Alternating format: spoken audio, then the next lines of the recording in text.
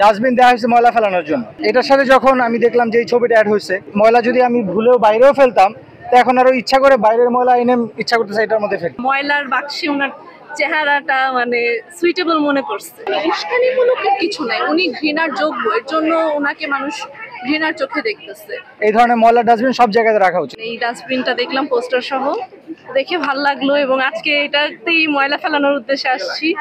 এই যে উনি স্টুডেন্টদের উপর যে একটা নির্মম একটা অত্যাচার চালানো, অথবা মানে দেশের জনগণের উপর ডিরেক্টলি অর ইনডিরেক্টলি অনেক রকমের যে অন্যায় অত্যাচার যে করলো, উনি এখন নেই কিন্তু দেশে এখন সিচুয়েশন ক্রিয়েট করছে যার জন্য মানুষের মনে একটা ঘৃণাবোধ আছে ওনার প্রতি, যার কারণে মানুষ এখানে এসে এটা ময়লার বাক্সে ওনার চেহারাটা মানে সুইটেবল মনে করছে। এখানে এর জন্যই মানুষের মানে ময়লা ফেলানোর মন মানসিকতাটাই আসছে।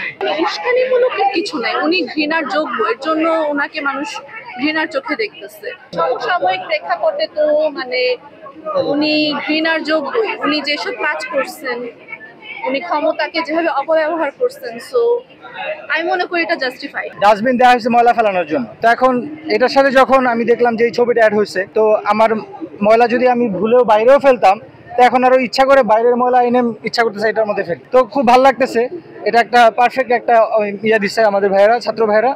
তো একেবারে আমাদের চেতনা, বর্তমান যে চেতনা, সেটা সাথে পারফেক্টলি যাচ্ছে। মানুষ তো ঘৃণিত হয় তার কার্যক্রমের কারণে, সেই জন্য স্বাভাবিকভাবে আমরা সবাই তাকে ঘৃণা করি। এই অবশ্যই সব জায়গায় এটা রাখা উচিত। এই ধরনের ময়লার ডাস্টবিন সব জায়গায় রাখা উচিত। আমাদের চেতনাকে ধরে রাখার জন্য হচ্ছে এটা রাখা উচিত। বিতর্ক সৃষ্টি করতে পারে, সবার তো পার্সপেক্টিভ এক না। যার কাছে বিতর্কিত মনে হবে তার কাছে মনে হইতেই পারে।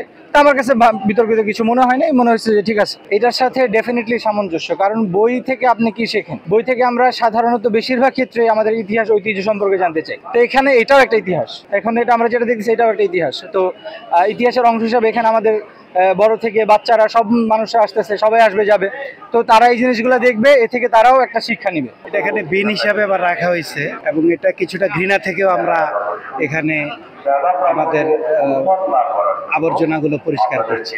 তো ফ্যাসিস্ট সরকার ছিল, আমাদের স্টুডেন্টদের উপর কি করছে এটা তো সবাই জানে।